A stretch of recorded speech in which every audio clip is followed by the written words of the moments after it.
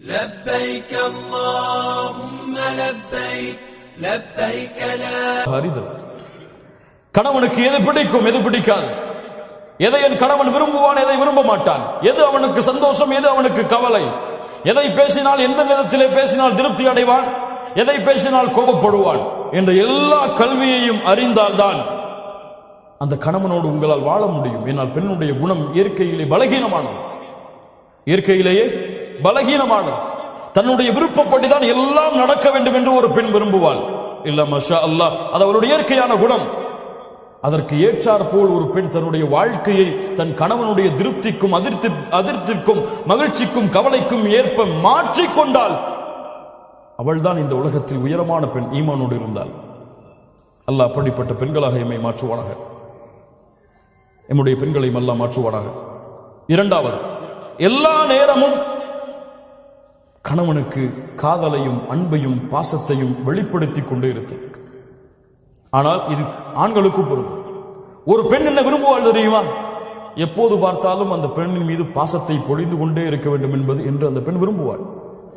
அந்த பெண்ணுக்கு அவருடைய தேவை அந்த பெண்ணுடைய செயல்களை நீங்கள் புகழ்ந்து கொண்டே இருக்க வேண்டும். ஒவ்வொரு முறை சமைக்கும் பொழுதும் உங்கள் மனைவி விரும்புவாள், இந்த சமையலை நீங்கள் நன்றாக இருக்க வேண்டும், நன்றாக இருக்கிறதம்மா என்று சொல்வதை. ஒவ்வொரு முறையும் தன்னை அலங்கரிக்கும் பொழுது அந்த பெண் விரும்புவாள், என்னை அழகு என்று என் கணவன் சொல்ல வேண்டும் என்று அந்த பெண் விரும்புவாள். ஒவ்வொரு முறையும் அந்த பெண்ணை நீங்கள் நேசித்தாலும் அதிகமான நேசத்தை வைத்தாலும் அதையெல்லாம் பார்க்க மாட்டாள், அதை வாயால் மொழிய வேண்டும் என்று அந்த பெண் விரும்புவாள். அது அந்த பெண்ணுடைய இயற்கை குணம். அல்லாஹ் ரப்புல் ஆலமீன் அமைத்த உலக வாய்ப்பு அதுதான். அனுப்புங்கள், ஐ லவ் யூ என்று அனுப்புங்கள். தவறா? மனைவிக்கு ஐ லவ் யூ சொன்னால் தவறா? தவறா? தவறான பெண்களிடத்தில் ஐ லவ் யூ சொன்னால் தான் தவறு.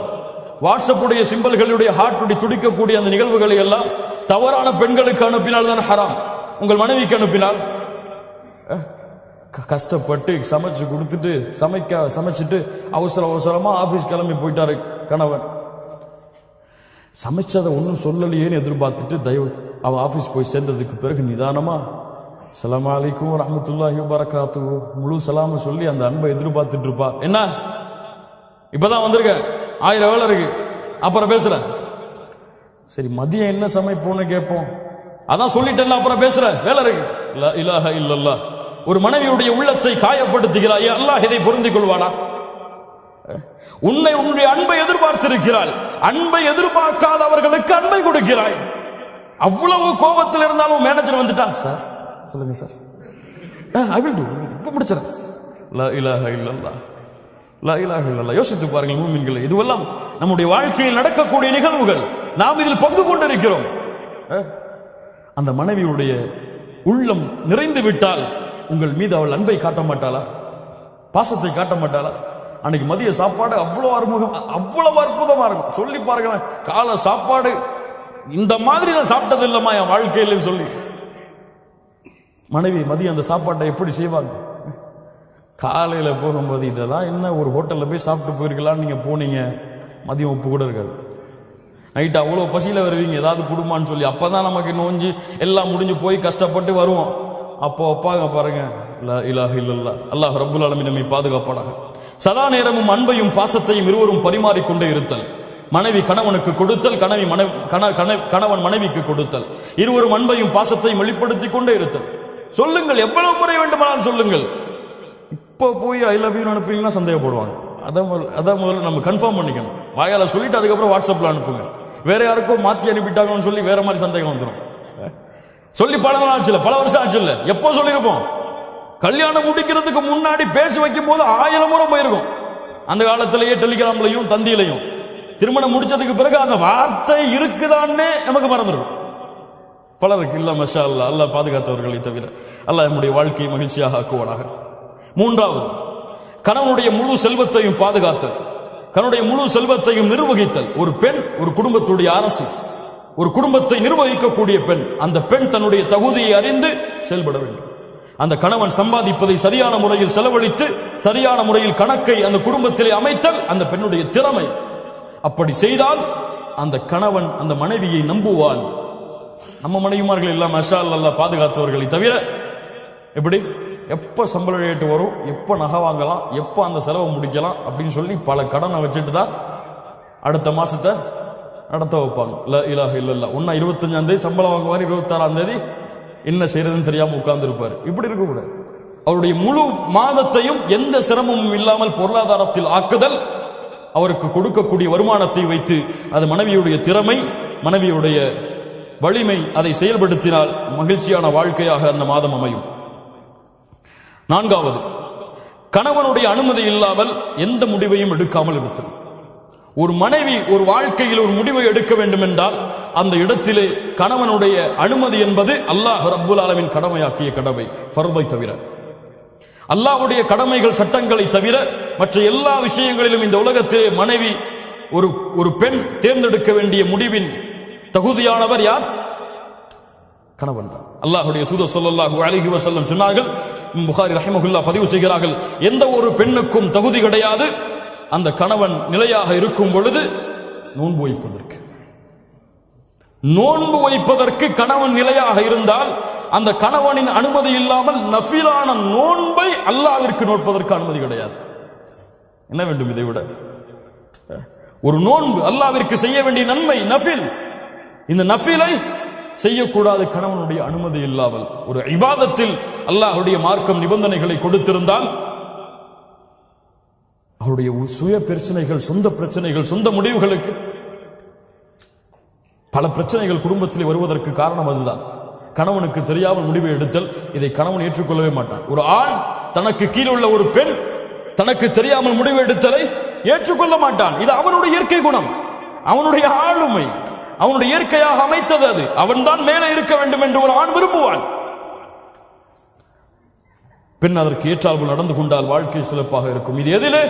அல்லாஹ்வுடைய மார்க்க சட்டங்களை மீறுவதிலே கிடையாது. கணவன் சொல்லுகிறான், இந்த நிகழ்ச்சிக்கு போகிறோம், ஹிஜாப் அணியக்கூடாது.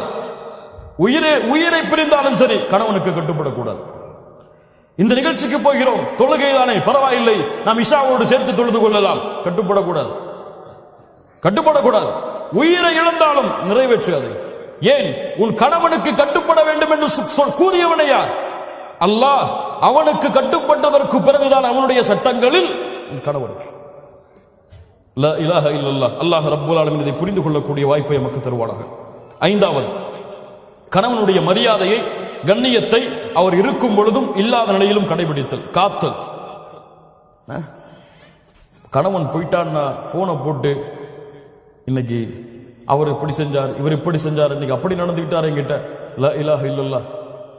புறம் பேசுதலின் உச்சம் தன் கணவனை பற்றி பிறரிடத்தில் சொல்லுவது. உன் கணவன் பிரச்சனைக்குரியவனாக இருந்தால், உன் கணவன் உன்னை துன்புறுத்தினால், வேதனை செய்தால் யாரிடத்திலே முறையிடு? நீ உன் தோழிக்கு சென்று உன் கணவனுடைய குறையை வெளிப்படுத்துவாயா? அது பாவம், குற்றம். அல்லாஹ்விடத்திலே முறையிடு.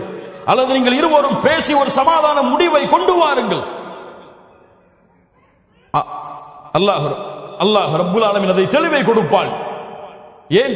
உங்களுடைய கணவனுடைய உள்ளத்தை மாற்றுவது யாரிடத்தில் இருக்கிறது? உங்களுடைய கணவனுடைய ஒரு குணம் உங்களுக்கு பிடிக்கவில்லை, கணவன் எப்போது பார்த்தாலும் எரிந்து விழுகிறாள், என்ன செய்வது?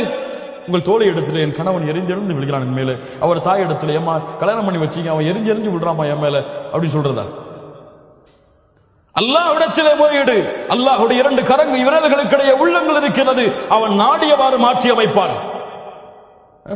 அநீதம் இழைக்கப்பட்டால் அந்த அநீதம் செய்தவர்களுடைய பிரார்த்தனை அல்லாஹ் அங்கீகரிப்பான். உன் கணவன் உனக்கு அநீதம் இழைத்தால், உங்களுக்கு அநீதம் அழைத்தால் அல்லாஹ்விடத்திலே அந்த அநீதத்தை நீதமாக மாற்ற பிரார்த்தனை செய்யுங்கள், அல்லாஹ் மாற்றுவார்.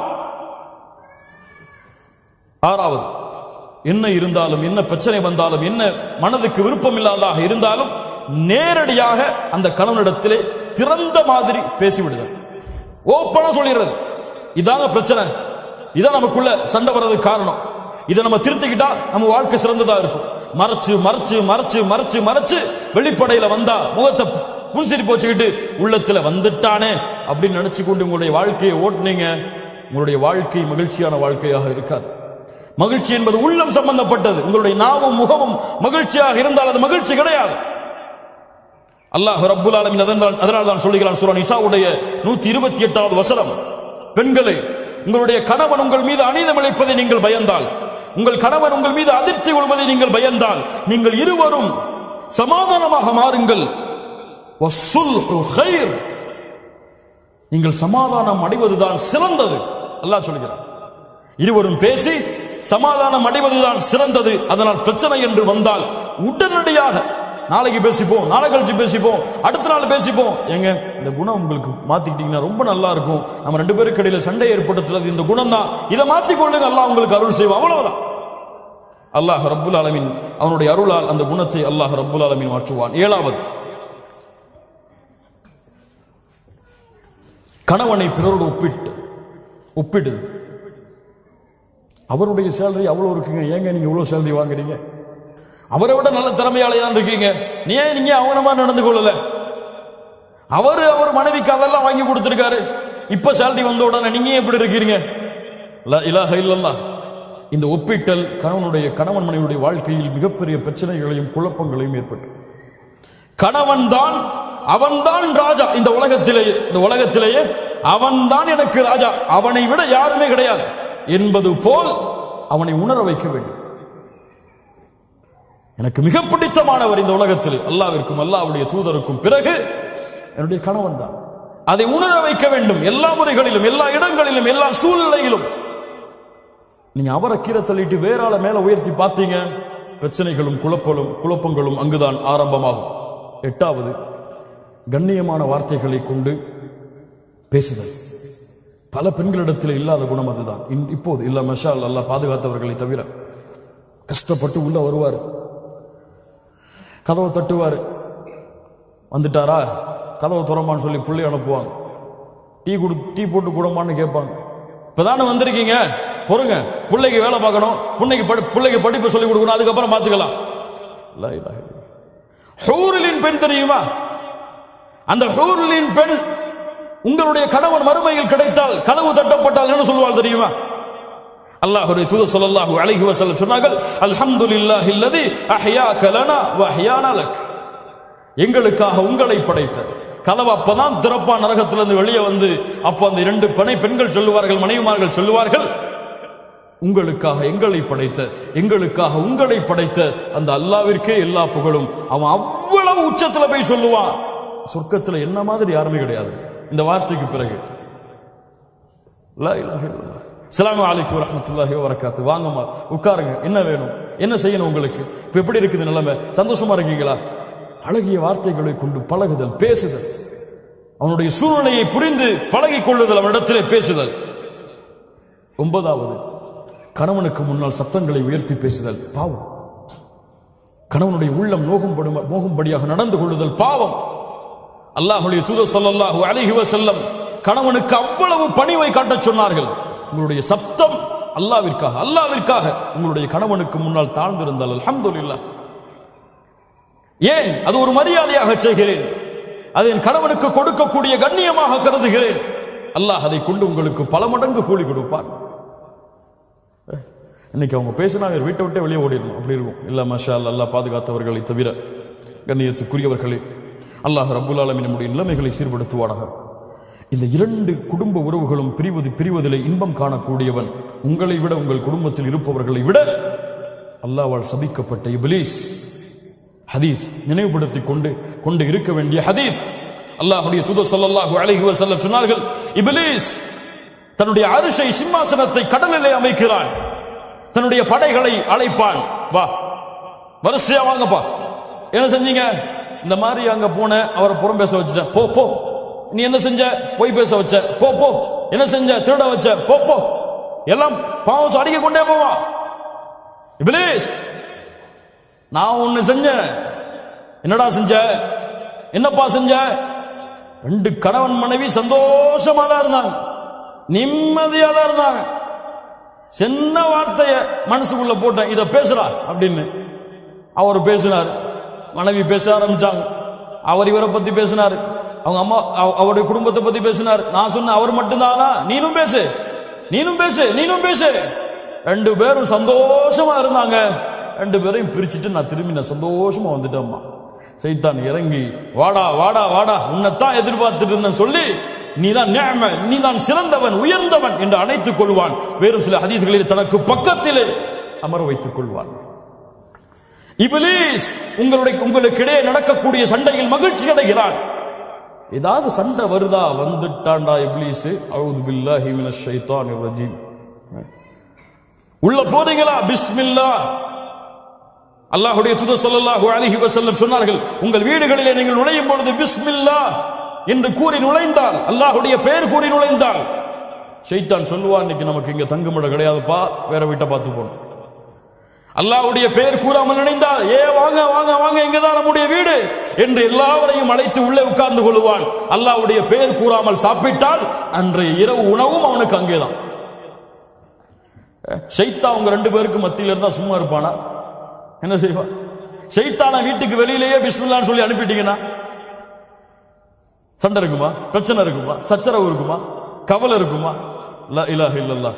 கண்ணியமாக வாழ வேண்டிய வாழ்க்கை, மகிழ்ச்சியோடு வாழ வேண்டிய வாழ்க்கை, அன்பையும் பாசத்தையும் மாறி மாறி காட்டி இந்த உலக வாழ்க்கையுடைய அத்துணை கவலைகளையும் மறக்க வைத்து ஒரு மகிழ்ச்சியான மனிதனாக இந்த உலகத்திலே கணவனையும் மனைவியையும் ஆக்குவது இருவரின் மீதும் கடமையாக்கப்பட்ட கடமை. இன்னைக்கு பிரச்சனைகளையும், தலாக்களையும், சச்சரவுகளையும், சண்டைகளையும், அடித்தலையும், இருவரும் மாறி மாறி ஏசுறதிலையும் நடந்து கொண்டிருக்கிறது. இது முசீபா, இது முசீபா, சோதனை. அல்லாஹ் ரப்புல் ஆலமீன் நம்மை பாதுகாப்பானாக. கண்ணியத்துக்குரியவர்களே, அல்லாஹ் ரப்புல் ஆலமீன் சூரா அஹ்ஸாபுடைய 35வது வசனத்திலே முஸ்லிமான ஆண்கள் பெண்களுக்கு சில தன்மைகளை சொல்லுகிறான். அதை கூறி இந்த உரையை நான் முடித்துக் கொள்கிறேன். ஒரு கணவன் மனைவி எப்படி இருக்க வேண்டும்?